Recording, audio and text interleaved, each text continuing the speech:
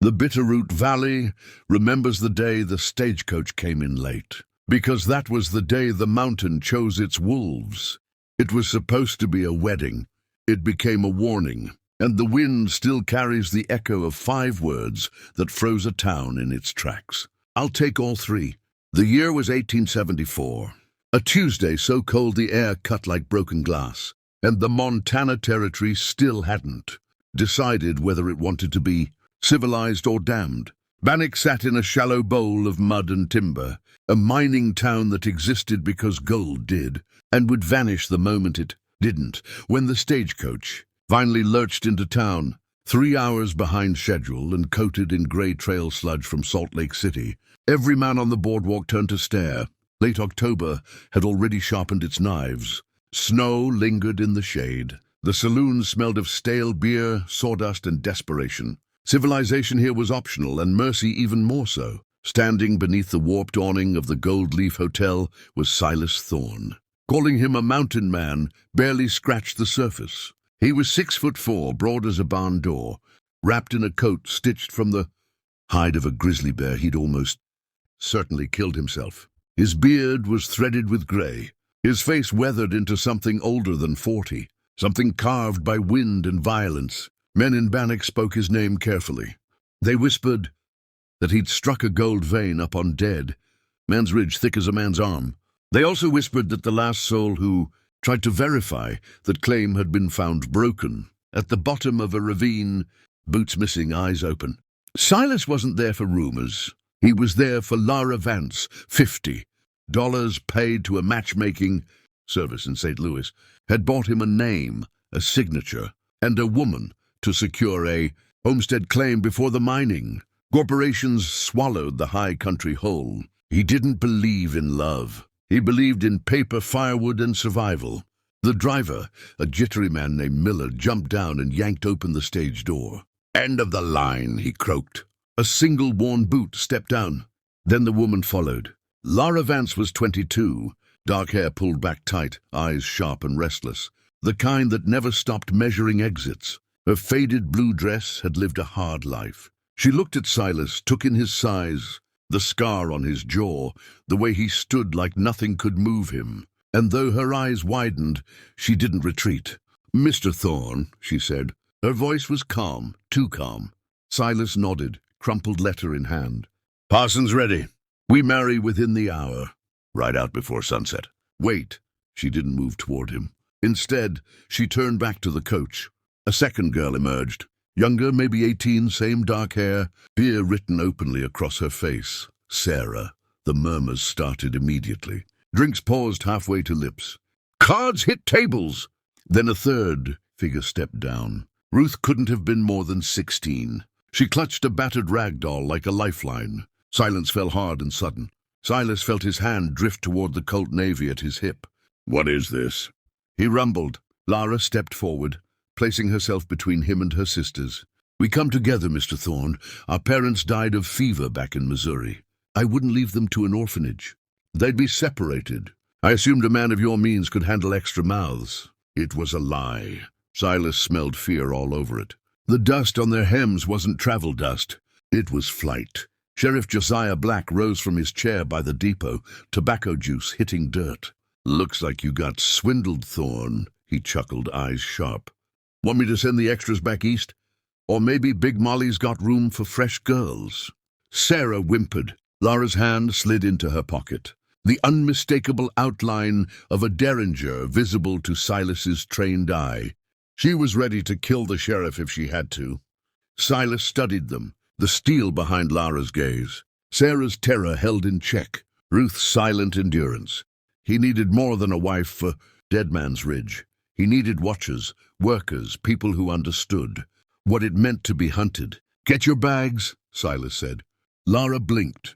"You're sending us back?" Silas turned toward the stables. "I've got 3 cabins need sweeping. Paid for a bride. Got a workforce. I'll take all 3. "You can't marry 3 women," the sheriff barked. "I'm marrying one," Silas shot back. "The others are hired help. Unless you're footing their fare, Sheriff." Silence. Lara exhaled a breath she'd been holding for 1,000 miles. "The wagon ride to Dead Man's. Ridge took 2 days, along a path that barely deserved the name road. As elevation climbed, the trees twisted ancient and the air bit harder. Lara rode beside Silas. He didn't speak for hours. "Why?" she finally asked. "Why what? Why take us?" Silas cracked the reins. "Charities for fools." "Then why?" "You reached for a gun back there. Cornered animals do that. Whatever's chasing you won't climb this high. Not in winter." The homestead wasn't a cabin. It was a fortress. Logs thick as coffins, arrow-slit windows, iron shutters, sharpened fence posts. Inside, warmth without comfort. Weapons instead of curtains. Silas laid down rules. Never leave the fence. Door barred at sundown. Never open it, no matter what you hear. Never touch the locked door to the mine. Weeks passed in isolation. Silas vanished underground before dawn. The sisters worked themselves raw. The wind screamed constantly. Silas grew paranoid, cleaning rifles, watching the trail. He stopped eating with them. One blizzard night, Lara saw him open the locked door. Inside the crate wasn't gold. It was rifles and dynamite. "You weren't supposed to see that," Silas said. "Then tell me who's coming," she demanded. Silas poured whiskey. "I'm not Silas Thorne. He died in Andersonville. I took his name. The treasure isn't gold. It's Confederate ledgers. And the men hunting me want them buried." "Who?" "The Pinkertons. And a general named Calloway." Lara swallowed. "Can my sisters shoot?" "Yes." "Good, because when the snow stops, the tracks will lead them straight here." The snow stopped. A scout came. Silas killed the horse from a mile away and let the man freeze. The army followed, and when the first bullet shattered the shutter at dinner, the fortress finally earned its name. The first shot shattered the east shutter like a thrown axe. Wood exploded inward, splinters slicing through lamplight as the bullet screamed past Ruth's ear and buried itself in the log wall with a dead, hollow thud. For a heartbeat, no one breathed. Then Silas roared, a sound that shook the cabin deeper than the gunfire. "Down!" He overturned the heavy oak table in a single brutal motion, its legs snapping as it crashed to the floor. And the sisters scrambled behind it as another volley hammered the walls. The cabin groaned under the assault, chinking blown loose, lantern glass shattering, smoke and sawdust choking the air. Outside, muzzle flashes bloomed in the dark like malevolent stars. "They're on the ridge!" Silas shouted, dragging himself toward the gun rack, suppressing fire. "Keep our heads down." While the assault team moves, Sarah clutched the rifle he shoved into her hands, her fingers slick with sweat. "Suppressing," she cried. "They're trying to kill us." "Same thing," Silas snapped. "Low, don't fire until you see white. Coats." He dropped to one knee at a loophole, peering through the angled slit. The Sharp's rifle braced like a cannon. North Ridge. 300 yards. Coordinated Calloway. Taught them well. Another round punched through the roof. Snow and debris raining down. Ruth sobbed, blind firing through the west loop, but she kept pulling the trigger. Lara crawled to the south wall, heart hammering, and peered through the slit just as shadows surged forward, far closer than Silas had estimated. 50 yards. Men in white snow smocks moved like phantoms, axes raised against the perimeter fence. "They're here!" Lara screamed. "South wall!" "Fire!" Silas commanded. Lara didn't think. She aimed at a man mid-swing and pulled the trigger. The Henry bucked. The man spun and vanished into the snow. "I hit him," she whispered, horror and disbelief twisting together. "Don't stop!" Silas barked, the Sharps booming again.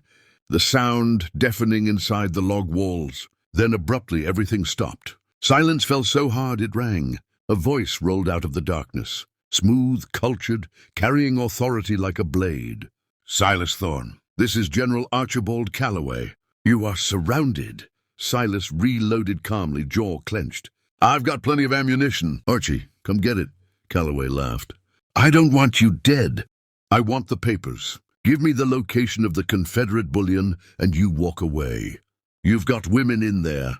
Do you want them dying for your greed?" Lara watched Silas's face, granite. "He's lying," Silas whispered. "He never leaves witnesses." "Send them out," Calloway called. "My word as an officer, I'll escort them to Salt Lake." Lara peered through the slit. The men hadn't retreated. They were creeping closer. They're moving, she hissed. Fire! The world erupted again. This time dynamite flew. A stick landed on the porch and detonated, shaking the cabin to its bones. The front door screamed as hinges warped. "They're blowing the door!" Silas yelled.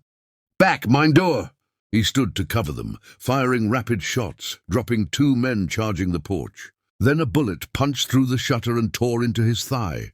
Silas went down hard, blood pooling instantly. "Silas!" Ruth screamed. The axe broke through the door. Lara grabbed the keys, looked at the mine door, the safe darkness beyond it. Hide and die, or fight and maybe live. She ran for the crate instead. "Sarah, help me!" She ripped out 3 sticks of dynamite, fuse sputtering as Sarah lit it with a burning twig. The door burst open. 3 men surged inside. Lara screamed and hurled the bundle. The explosion erased the porch, the men, the wall itself, lifting the roof before slamming it back down. Darkness, smoke, ringing silence. The shooting outside stopped, stunned. "Everyone alive?" Lara coughed. They were. Silas wasn't. Blood soaked the floor as Sarah stitched his wound with hands that refused to shake. The explosion bought them time, but not safety. Calloway would burn them out at dawn. "Then we don't wait for dawn," Lara said. She armed Ruth, smeared soot on her face, wrapped her in white wool. "You plant the charges. You don't engage." Ruth nodded once and vanished into the storm. Inside, Silas faded, whispering regrets, but Lara didn't listen. There was no peace for people like them, only choices. Ruth returned with warning. Calloway was flanking. Planning to rappel down the chimney, Lara ordered Silas dragged to the mine door. When the men advanced, Lara fired not at them, but at the tree line. The dynamite detonated, nails shredding the night. A pine collapsing onto screaming men. Panic rippled through the attackers. Lara and Ruth detonated the fence charges, tearing gaps in the perimeter. But there were too many. They rushed. "Retreat!" Lara screamed. They dove into the mine as bullets sparked off iron. The door slammed shut, barred just in time. Smoke seeped through cracks as the cabin burned above them. "They'll roast us," Sarah whispered. "No," Silas said weakly. "Draft pulls out. But we can't stay." The tunnel led down, spiraling into darkness, to the real treasure. Confederate ledgers, proof of Calloway's treason. "Now we burn them," Silas said, pulling dynamite. Lara saw the plan instantly, and the cost. A ventilation shaft offered escape, but Silas couldn't climb. "You go," he ordered. Lara refused. She stuffed ledgers into her satchel. "Insurance!" Torches appeared in the tunnel. Calloway was coming. Lara stayed, rifle ready. "You strike the match," she told. Silas, "I'll hold them." Calloway entered the cavern. Sneering, revolver raised. "Any last words?" "Duck," Silas croaked. From above, Ruth fired the sharps into the dynamite. The mountain screamed. Calloway vanished in fire. The cavern collapsed. Lara dragged herself to Silas, pinned, dying. "Go," he whispered. "My name was James," and she climbed the shaft with Ruth as the mountain buried the past forever. They emerged onto the frozen peak as silence reclaimed. Dead Man's Ridge, the sisters survived, and the war followed them east into cities, into empires. The wind still howls up there, they say, and sometimes if you listen close, you can hear a rifle cycling, guarding the line one last time. The snowstorm had left Dead Man's Ridge silent, almost reverent, a frozen mausoleum for the fallen. The sisters huddled together, their breaths clouding in the cold, eyes scanning the horizon for any sign of survivors. The world below was a white wasteland, broken only by the jagged peaks and the skeletal remains of trees shattered by the final explosions. Lara pulled her coat tighter, the satchel of ledgers heavy against her shoulder, the weight of what they had just survived pressing into her bones. Sarah and Ruth moved to the edge of the ridge, surveying the valley. There were no tracks, no signs of pursuit, only the lingering smoke from the cabin, thin and ghost-like against the whiteness of the snow. "It's over," Sarah whispered, though her voice trembled. "For now," Lara said, her eyes narrowing. Her mind was already racing ahead. Calloway had been stopped, yes, but Reich, the man who had orphaned them, who had tried to enslave them with debt and violence, was still out there. And with the leverage of these ledgers, they had the power to bring him down. "We go after him next," Lara said firmly. We've survived worse. We'll survive this, Ruth nodded. Her young face hardened into a mask of determination. There was no fear left in her eyes, only resolve. The wind cut like knives, but the sisters descended the ridge carefully, knowing that visibility was poor, and one wrong step could mean death. The natural cavern of the mine, once a refuge, now lay buried, sealing Silas's fate and hiding the Confederate evidence under tons of granite. Yet even as they left, Lara's mind was consumed with gratitude and grief for the man who had saved them at the cost of his own life. He had been brutal, yes, unyielding, a mountain of a man, but in the end, he had been their salvation. Silas Thorne, or James as he had finally revealed himself, was gone, but his legacy would live in the sisters. Each step down the ridge was measured, careful, the crunch of snow under their boots loud in the otherwise deadened landscape. The only sound was the howl of the wind, a constant reminder that nature itself was as unforgiving as any man. Hours passed before they reached a safer path, the lower slopes of Dead Man's Ridge giving way to forested trails. The world opened around them in bleak expanses of white and grey, the distant sound of a river whispering beneath its icy coat. They moved silently, instinct honed from months of surviving the mountain and its threats. Every rustle, every shadow was scanned with the precision of hunters. By the time they reached the tree line that would lead them out of the immediate danger of the ridge, darkness had fallen. Stars pricked the sky, cold and distant. They made camp beneath the thick branches of a grove of ancient pines, the wind slightly less merciless here. Fires were impossible. Too much smoke could betray them, but blankets, bodies pressed together, and the raw determination to survive kept them warm enough. Lara sat with the satchel of ledgers in her lap, unwrapping a few carefully. The paper was brittle, the ink smeared in places, but the value was undeniable. Maps, receipts, bribes, contracts, evidence of General Calloway's crimes, proof of corruption. Stretching from San Francisco to the Confederate remnants clinging to the south. "This is our ticket," Lara murmured. "We can take down Reich with this. We can take down anyone." Sarah shivered but nodded. "We survived the mountains, the Pinkertons, Calloway. We can survive anything." Ruth, still quiet, loaded her Henry rifle, checking the mechanics even now. "We're ready," she said simply. There was no hesitation in her tone. It was a statement as much as a reassurance. Lara finally allowed herself a brief moment of reflection, thinking of Silas, pinned beneath granite, alone, her lips pressed together tightly. She would honor his sacrifice. She would carry forward the lessons he had carved into them. Discipline, courage, cunning, and now they would wield power. Days later, the sisters reached the valley floor. The towns and settlements of Montana were nothing but whispers in the distance, their isolation almost complete. By the time they reached Salt Lake City, the harsh realities of civilization hit them in waves. The bustle, the people, the corruption, the debts, the politics. But Lara, Sarah, and Ruth were ready. They moved carefully, using the knowledge gleaned from the ledgers to negotiate, to blackmail, and to establish themselves. Lara's instincts for strategy, honed in the mountains, proved invaluable. She became a shipping magnate, building an empire from scratch, leveraging the information hidden in those oilcloth bundles to secure contracts, influence, and power. Sarah's natural eye for detail and her steady hands found their place in the fashion industry.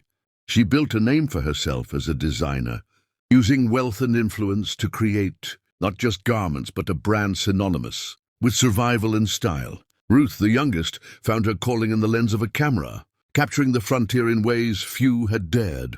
Her photographs of landscapes, towns, and people told stories of courage, resilience, and the hidden brutality of life on the edge. Together, they were unstoppable, a force built from fire, ice, and blood. And though their father's debt and Reich's malice had once defined their lives, now they defined their own destinies.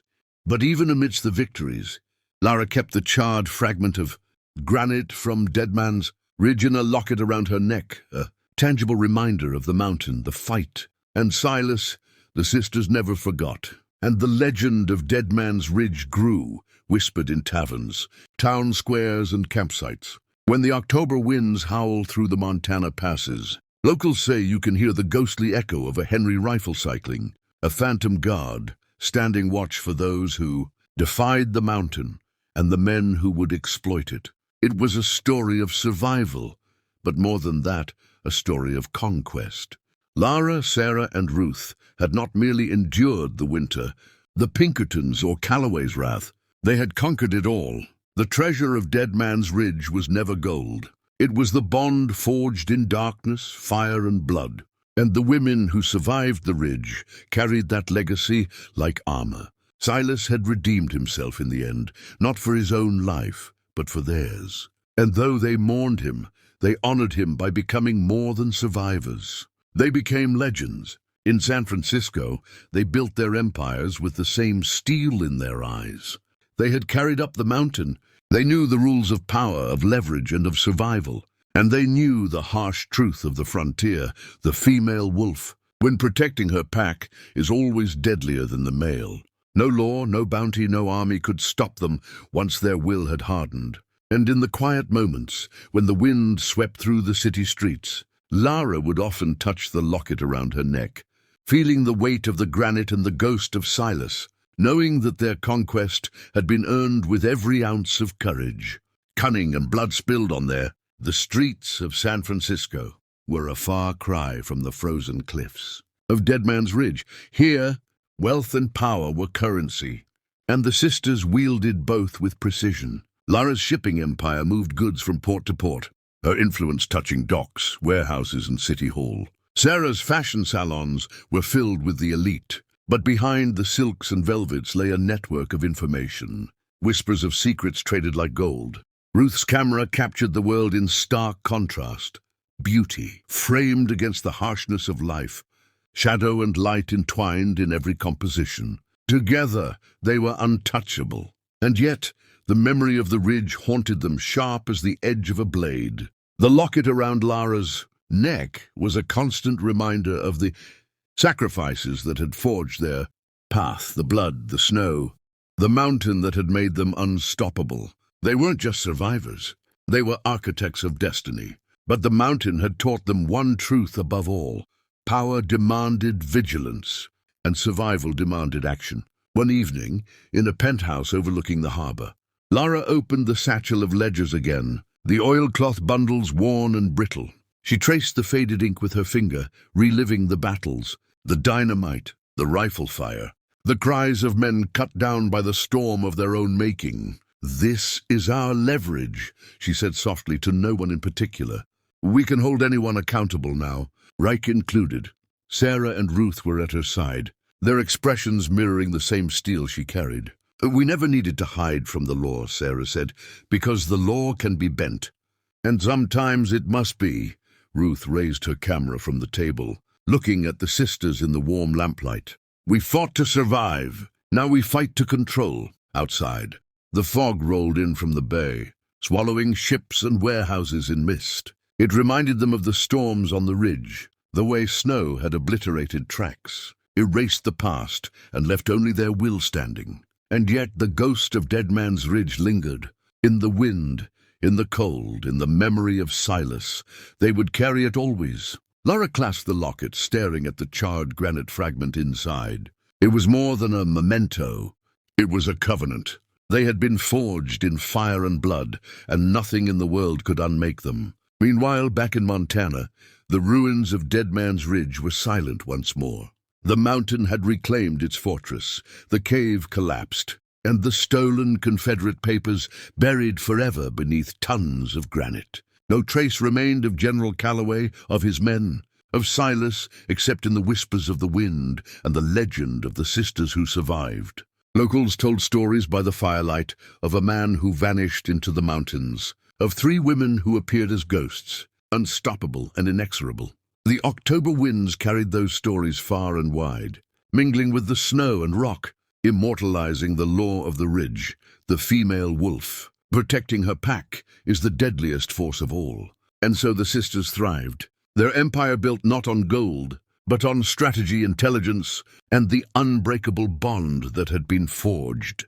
In the dark heart of Dead Man's Ridge, they had conquered fear, death and injustice. The mountains had made them what they were, and the mountains remained their silent witnesses. Every ledger they used, every empire they built, every photograph Ruth captured, bore the imprint of their winter in the mountains, of the men who had chased them, and of the man who had sacrificed everything so they could live. When the night fell over San Francisco, Lara would sometimes step to the window, staring at the harbor, feeling the wind on her face. She would touch the locket and whisper into the darkness, "We survived, Silas. We honored you. We are unstoppable." And somewhere, in the echoes of Dead Man's Ridge, it was said that the sound of a Henry rifle cycling, the faintest ghostly echo of a rifle racking, could still be heard when the October wind howled through the canyon. The story of Dead Man's Ridge was no longer just a tale of survival. It was a legend of conquest, cunning, and the ferocity of women who refused to bow. The mountain had taught them the law of the wild: endure, strike, and protect your own at any cost. The sisters had done more than survive. They had rewritten the rules. They had conquered. Visual prompt for AI video generation. Opening scene. Late October, 1874, Montana Territory. A snow-dusted, rugged mountain trail winds up from a frozen valley. A small, mud-caked stagecoach crests the trail, late and weather-beaten, its wheels struggling through gray mud. 3 sisters step down: a confident 22-year-old with dark hair and calculating eyes, an 18-year-old terrified but determined, and a 16-year-old clutching a ragged doll. They face a massive, imposing mountain man on a boardwalk. In front of the Gold Leaf Hotel, a towering figure in a grizzly hide coat, 6'4", with a sun-carved ancient face. The air is frigid, dust, mud, and frost swirl around them. Tension thick enough to taste. The sun hangs low, casting long purple shadows across the scarred wooden town. Cinematic, ultra-realistic lighting highlights expressions of fear, resolve, and awe on the sisters' faces. Snow-dusted wooden buildings, saloon signs, and distant mountains form the backdrop. Intense, dramatic, high-emotion framing, epic Western storytelling mood, ultra-fine detail, realism in textures of clothing, skin, wood, and snow.